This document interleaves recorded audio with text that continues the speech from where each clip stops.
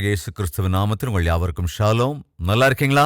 இன்றைய தியானத்திற்காக 59வது சங்கீதத்தின் சில வசனங்களை நான் வாசிக்கிறேன். கவனிங்க. என் தேவனே, என் சத்துருக்களுக்கு என்னை தப்புவியும், என்மேல் எழும்புகிறவர்களுக்கு என்னை விலக்கி உயர்ந்த அடைக்கலத்திலே வையும். அக்கிரமக்காரருக்கு என்னை தப்புவித்து இரத்த பிரியரான மனுஷருக்கு என்னை விலக்கி ரட்சியும். இதோ என் பிராணனுக்கு பதிவிருக்கிறார்கள். கர்த்தாவே, என்னிடத்தில் மீறுதலும் பாவமும் இல்லாதிருந்தும் பலவான்கள் எனக்கு விரோதமாய் கூட்டம் கூடுகிறார்கள். என்னிடத்தில் அக்கிரமம் இல்லாதிருந்தும் ஓடித் திரிந்து யுத்தத்துக்கு ஆயத்தமாகிறார்கள். எனக்கு துணை செய்ய விழித்து என்னை நோக்கி பாரும். சேனைகளின் தேவனாகிய கர்த்தாவே, இஸ்ரவேலின் தேவனே, நீர் சகல ஜாதிகளையும் விசாரிக்க விழித்தெழும்பும். வஞ்சகமாய் துரோகம் செய்கிற ஒருவருக்கும் தயை செய்யாதேயும். அவர்கள் சாயங்காலத்திலே திரும்பி வந்து நாய்களைப் போல ஊளையிட்டு ஊரைச் சுற்றித் திரிகிறார்கள். இதோ தங்கள் வார்த்தைகளை கக்குகிறார்கள். அவர்கள் உதடுகளில் பட்டயங்கள் இருக்கிறது. கேட்கிறவன் யார் என்கிறார்கள். ரைட். இதுவும் தாவீது செய்த ஒரு ஜெபம். தான் ஜெபிப்பது மாத்திரமல்ல, தான் எதற்காக ஜெபிக்கின்றானோ அதை ஒரு நேர்த்தியான சங்கீதமாகவும் பாடுகிறான். நான் நினைக்கிறேன், தாவீதுக்கு தன்னுடைய வாழ்க்கையிலே நடந்த சம்பவங்கள் எல்லாவற்றையும் எழுதுவது பழக்கமோ என்னவோ. இல்லை என்றால் இவ்வளவு பாடல்கள், அந்தந்த சந்தர்ப்பங்களில் எழுதிய சங்கீதங்கள் இன்று நாம் தொடர்ந்து பார்க்கிறோம் என்றால், தாவீது எழுதின தன்னுடைய தினசரி நிகழ்வுகளாக இருக்கலாம், அல்லது தன்னுடைய ஒவ்வொரு நாள் வாழ்க்கையிலும் அவனுக்கு எழுந்த எண்ணங்களாக இருந்தாலும், அல்லது ஜெபமாக இருந்தாலும், இவ்வளவு நேர்த்தியாய் அதை எழுதியிருக்கிறான் என்றால், கவனிங்க, சில 1000 வருடங்களுக்கு பிறகும் அன்று தாவீது எழுதின சங்கீதம் நமக்கு ஆசீர்வாதமாயிருக்கிறது. அது அற்புதம். அப்படின்னா இந்த சங்கீதம் எல்லாம் எழுதி எத்தனை காலம் ஆச்சுன்னு தெரியுமா உங்களுக்கு? சுமார் 3000 ஆண்டுகளாகி இருக்கிறது.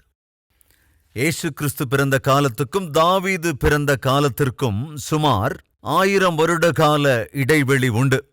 அதேபோல் தாவீதுவின் காலத்திற்கும் ஆபிரகாமின் காலத்திற்கும் மத்தியிலும் 1000 வருட கால இடைவெளி உண்டு.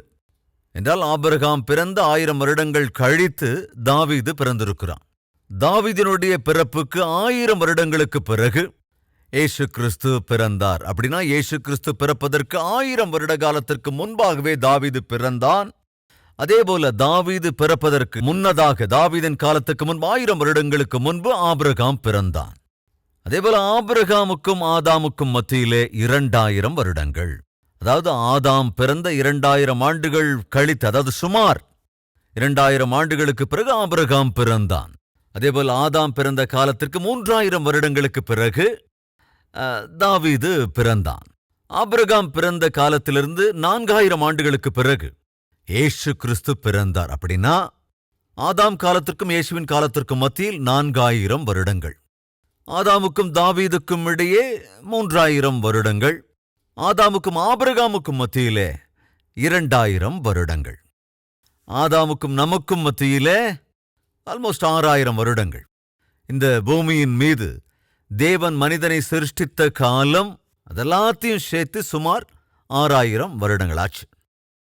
1,00,000 வருடங்களுக்கு முந்தைய புதையல் கிடைத்ததென்று, 2,00,000 ஆண்டுகளுக்கு முந்தைய பொருட்கள் கிடைத்ததென்று இப்படியெல்லாம் சொல்லுகிறார்கள் அல்லவா? அதெல்லாம் நம்ப தேவையில்லை. இந்த உலகத்தில் 100% நம்பக்கூடியது ஏதாவது உண்டா என்றால் அது பரிசுத்த வேதாகமம் தான். இதிலே மனிதன் எவ்விதத்திலே சிருஷ்டிக்கப்பட்டான், மனிதனை தேவன் எப்படி சிருஷ்டித்தார், எப்பொழுது சிருஷ்டித்தார், என்ன நோக்கத்தோடு சிருஷ்டித்தார், தாம் சிருஷ்டித்த முதல் மனிதனுடைய பெயர் என்ன, அதற்கு பிறகு பிறந்த அல்லது உருவாக்கப்பட்ட ஸ்திரீ யார், அவர்கள் இருவரும் எங்கே இருந்தார்கள், அவர்கள் எத்தனை ஆண்டு காலம் இந்த பூமியில் வாழ்ந்தார்கள், எத்தனை பிள்ளைகளை அவர்கள் பெற்றார்கள், அவர்களுடைய பிள்ளைகள் யார், மகன்கள் மருமக்கள் யார், இன்னும் பேரப்பிள்ளைகள் யார், பைபிள்ல இருக்கு.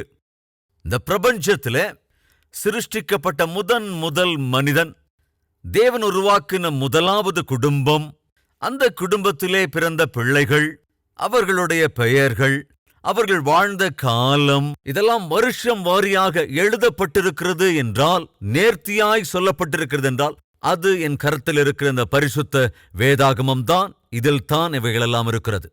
தாவீது இந்த சங்கீதத்தை எழுதிய காலம், இப்ப இருந்து நாம அந்த காலத்துக்கு போவோம்னா 3000 ஆண்டுகளுக்கு முன்பு இந்த சங்கீதங்களை எழுதினான். 59வது சங்கீதம்.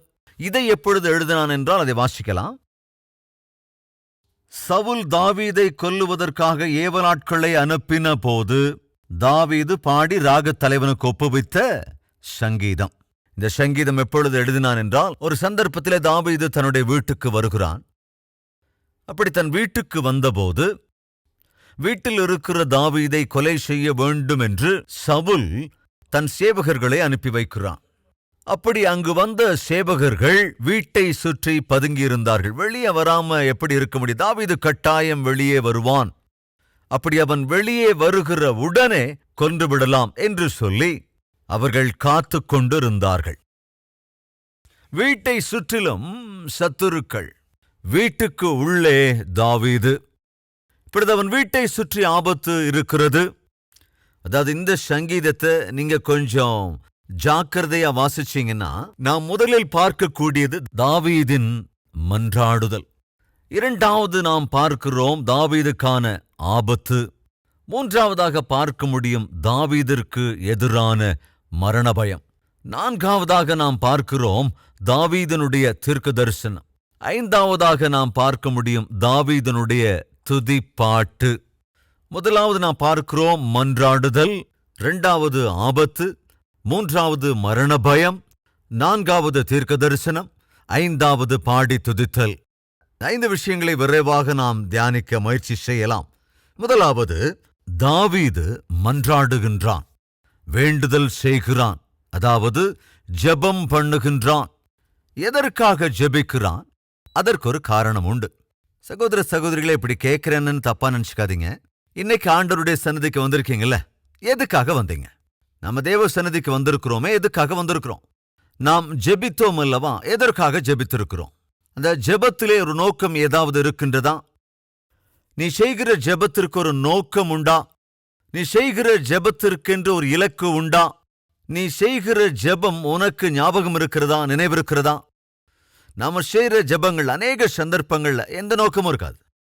நாம் செய்கிற ஜெபத்தில் அநேக சந்தர்ப்பங்கள்ல எந்த இலக்கும் இருக்காது. அது மாத்திரமல்ல, நாம் செய்கிற ஜெப விண்ணப்பங்கள் நமக்கே ஞாபகம் இருக்காது. இது நாம ஜெபிக்கிற விதம். ஆனால் தாவீது ஜெபிக்கிறான் என்றால் அந்த ஜெபத்திற்கு ஒரு நோக்கம் இருந்தது, ஒரு இலக்கு இருந்தது, ஒரு அடையாளம் இருந்தது. தாவீது அங்கே ஜெபிக்கின்றான். என்ன சொல்லி ஜெபிக்கிறான்? நம்ம சாதாரணமாக ஜெபம் செய்கிற போது அந்த ஜெபத்துல கொஞ்சம் கூட எந்த அர்த்தம் பொருத்தமே இருக்காது. ஹல்லேலூயா ஹல்லேலூயா ஹல்லேலூயா ஹல்லேலூயா ஹல்லேலூயான்னு ஒரு அரை மணி நேரத்துக்கு இப்படி ஹல்லேலூயாவே சொல்லிட்டு இருப்போம். இப்படி சொல்லணும்னு தயவு செஞ்சு யாராவது தப்பா நினைச்சுக்காதீங்க. எதுக்காக இப்படி ஹல்லேலூயா ஹல்லேலூயா ஹல்லேலூயா ஹல்லேலூயா ஹல்லேலூயா, ஸ்தோத்திரம் ஸ்தோத்திரம் ஸ்தோத்திரம் ஸ்தோத்திரம் ஸ்தோத்திரம், துதி துதி துதி துதி துதி துதி துதி துதி துதி, சுத்தி சுத்தி சுத்தி. எதுக்காக இப்படியெல்லாம் நாம சொல்றோம்? ஆண்டவரை ஒருவேளை துதிக்க வேண்டும் என்றால் ஒரு காரணம் இருக்கணும். ஆண்டவரே, இன்னைக்கு நல்ல சுகத்தை கொடுத்திருக்கீங்களே, உமக்கு ஸ்தோத்திரம் அப்பா. அதுல ஒரு அர்த்தம் இருக்கு. இன்று எனக்கு ஜீவனை கொடுத்து உயிரோடு வைத்திருக்கிறீர், அதற்காக நன்றி ராஜா. அதுல ஒரு அர்த்தம் இருக்கு. ஹல்லேலூயா அப்படின்னா என்ன அர்த்தம்னா, பிரைஸ் ஈ லார்ட், அதாவது தேவனை துதியுங்கள் அப்படின்னு அர்த்தம். பரலோகத்திலே தேவதூதர்கள் ஹல்லேலூயா என்றார்கள், தேவனை துதியுங்கள் என்றார்கள். பிரைஸ் ஈ த லார்ட், நீங்கள் தேவனை துதியுங்கள். அதை சிம்பிளிஃபை பண்ணி பிரைஸ் த லார்ட் அப்படிங்கிறோம். ஆனால் கரெக்டா அந்த வார்த்தை பிரைஸ் ஈ த லார்ட், அதாவது பிரைஸ் அப்படின்னா துதி, இ ஒய் இ, ஓல்டு இங்கிலீஷ்ல ஒய் இ அப்படின்னா இ என்றால் நீங்கள், அதாவது நீங்கள் தேவனை துதியுங்கள், அதுதான் அர்த்தம். அப்ப எல்லாரும் சேர்ந்து ஹல்லேலூயா ஹல்லேலூயா ஹல்லேலூயா அப்படின்னு சொல்லிக்கிட்டு இருந்தா அதுக்கு அர்த்தம் என்ன? நீங்கள் தேவனை துதியுங்கள், நீங்கள் தேவனை துதியுங்கள், நீங்கள் தேவனை துதியுங்கள், அரை மணி நேரம் அப்படியே சொல்லிக்கிட்டு இருந்தா அதுல என்ன அர்த்தங்க இருக்கு? சோ நம்ம எப்போ தேவனை துதிக்கிறோம் என்றாலும் எதற்காக துதிக்கிறோம்?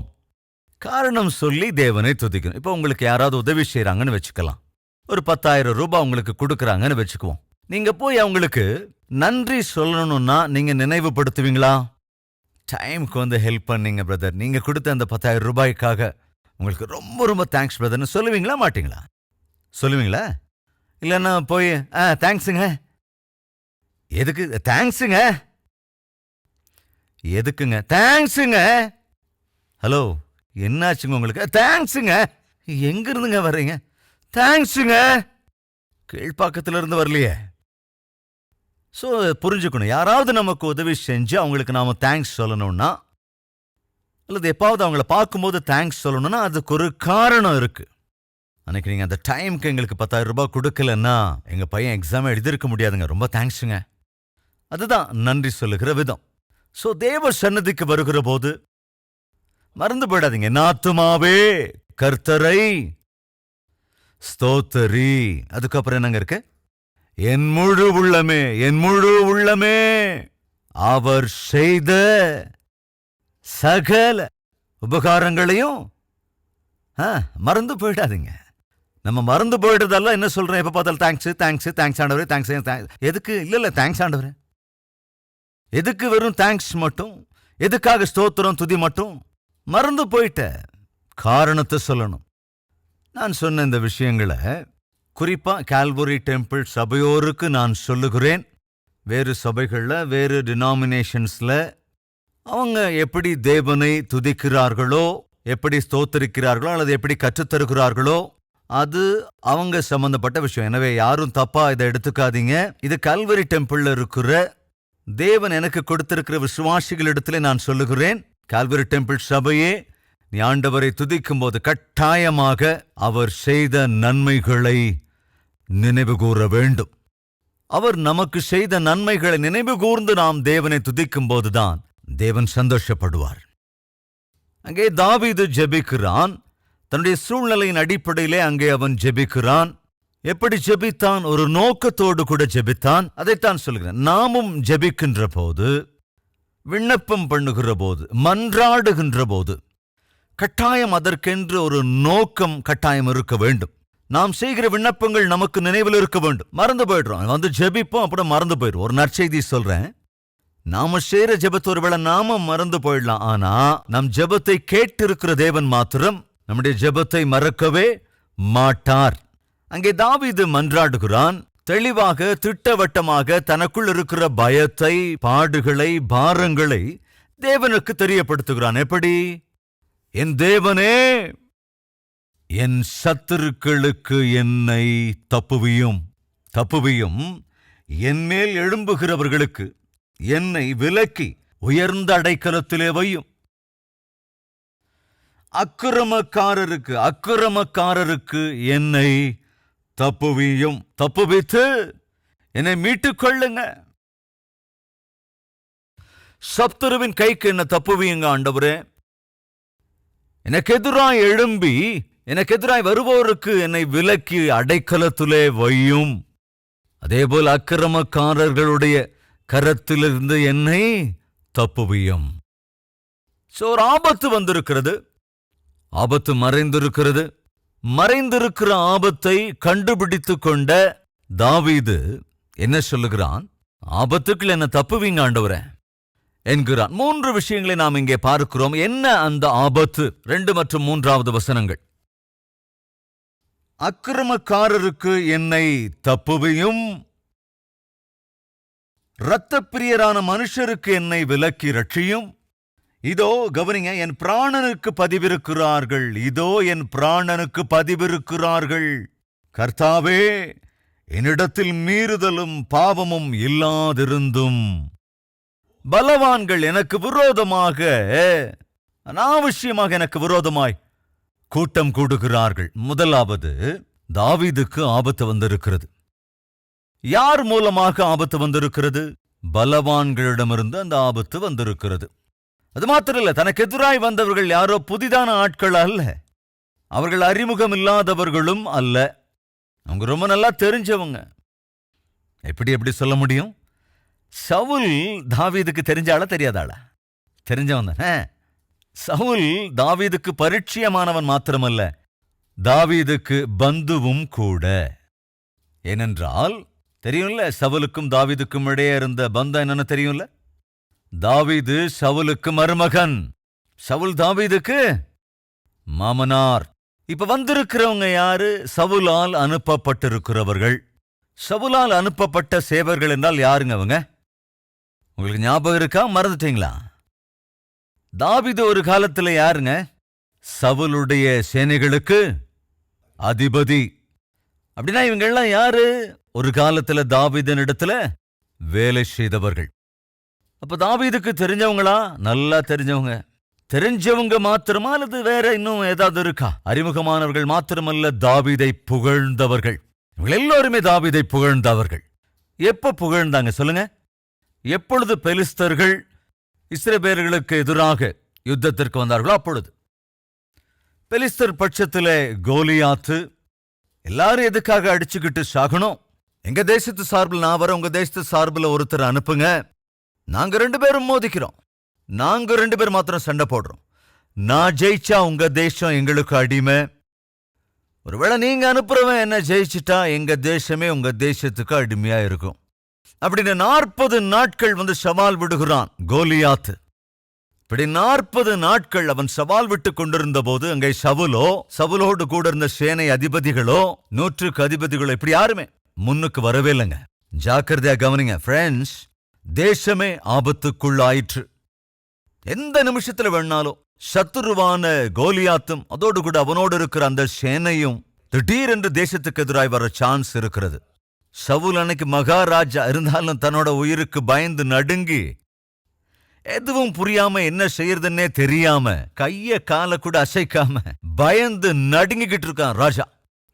தேசத்தை ஆளுகிற ராஜாவே பயந்து நடுங்கினால் அப்ப சேனை என்ன செய்யும்? அவங்களும் அப்படியே தான் பயந்து நடுங்கினாங்க. எந்த நேரத்துல சத்துரு வந்து விடுவானோ, எப்ப வந்து தாக்குதலை தொடுத்து நம்ம எல்லாத்தையும் கூட்டிட்டு போயிடுவானோ, மறுபடியும் நம்முடைய தேசம் இந்த பெலிஸ்தரின் தேசத்துக்கு அடிமையாக இருக்க வேண்டி வந்து விடுமோ என்னவோ. நியாயாதிபதிகள் அரசாட்சி செய்த 300 350 வருட காலங்கள். நியாயாதிபதிகள் புத்தகத்தை நீங்க வாசிச்சிருக்கீங்களா? வேதாகமத்துல நியாயாதிபதிகள் புத்தகத்தை நாம பார்க்கிறோம் அல்லவா? நியாயாதிபதிகள் சுமார் 300 350 வருட காலங்கள் அங்கே நியாயம் விசாரித்தார்கள், அதாவது ஆட்சி செய்தார்கள். அப்படி அவர்கள் ஆளுகையின் அந்த நாட்களிலே பெலிஸ்தர்கள் அநேக காலமா இஸ்ரவேலர்களுக்கு எதிராக அதிகாரம் செலுத்தினார்கள். இஸ்ரவேலர் செய்த பாவத்தின் அடிப்படையிலே தேவன் பெலிஸ்தரின் கைகளிலே இஸ்ரவேலர்களை அடிமைகளாக ஒப்புக் கொடுத்து விட்டார். எனவே பெலிஸ்தர்கள் இஸ்ரவேல் ஜனங்கள் மீது அதிகாரம் செலுத்துவது, ஆட்சியை செலுத்துவது, இவர்கள் எல்லோரையுமே வேலைக்காரர்களாய் அடிமைகளைப் போல நடத்துவது என்பது அந்நாட்களிலே பெலிஸ்தருக்கு ஒரு பழக்கமாக இருந்தது.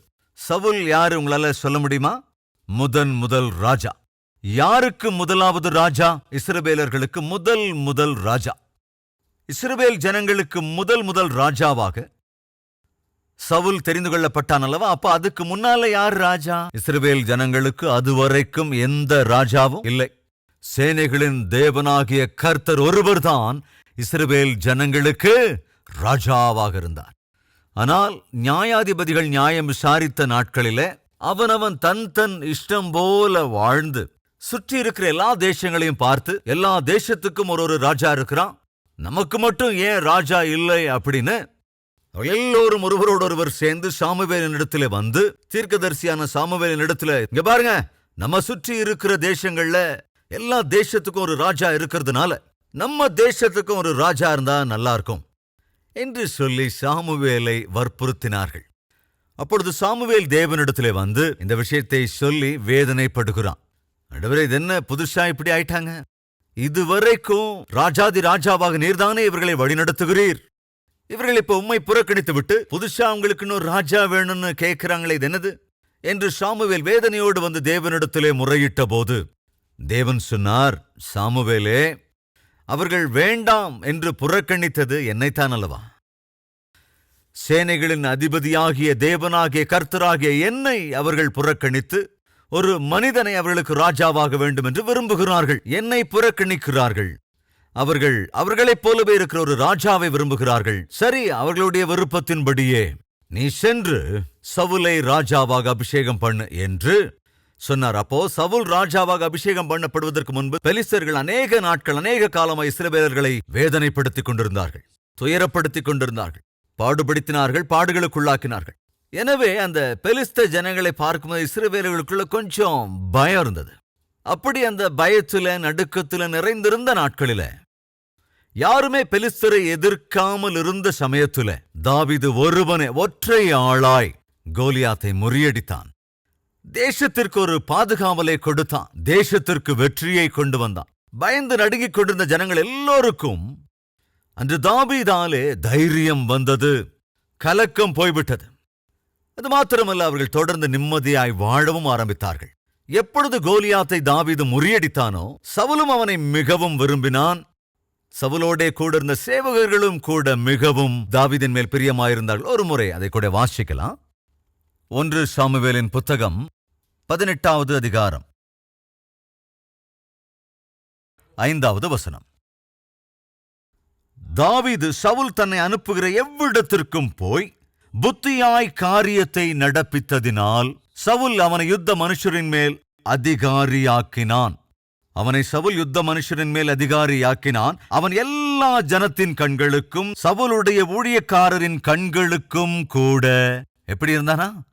பிரியமாயிருந்தான். சவுல் தாங்க ப்ரமோஷன் கொடுத்தான். யுத்த மனுஷரின் மேல், அதாவது சேனையின் மேல் தாவீதை அதிகாரியாக நியமித்தான். சவுலோடு கூட இருந்த எல்லா ஊழியக்காரரும் கூட, வேலை செய்யறவங்க, சேனையில் இருக்கிறவங்க எல்லாருமே கூட தாவீதை பார்த்து ரொம்ப ஹாப்பியா ஃபீல் பண்ணுவாங்க.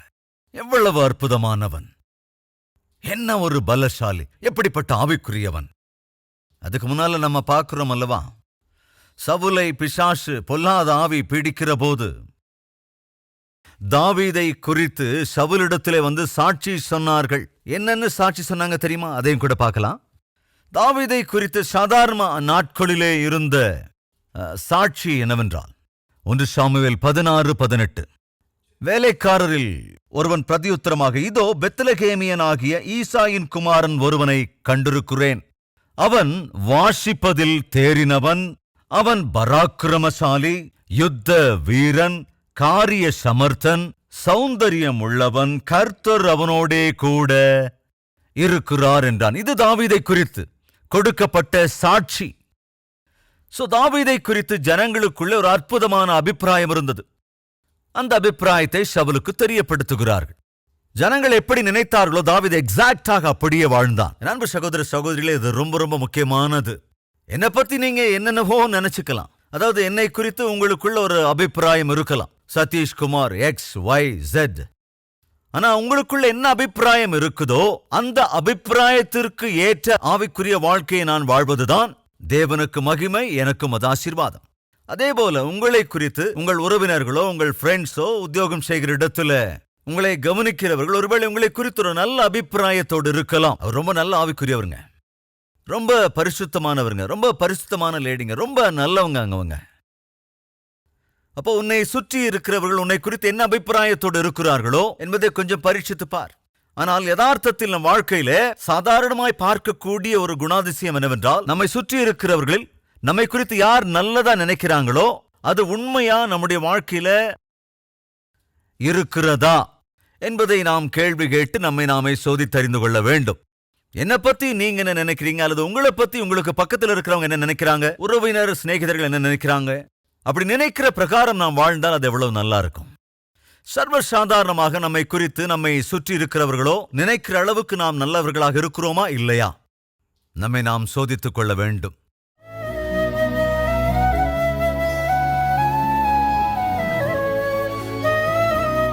மகா பரிசுத்தமும் அன்பும் நிறைந்த பிதாவே, தெளிவாய் திட்டமாய் ஆண்டவரே தாவீது செய்த ஜெபத்தின் மூலமாக எங்களோடு பேசியதற்காக உம்மை ஸ்தோத்திரிக்கிறோம், துதிக்கிறோம் ராஜா.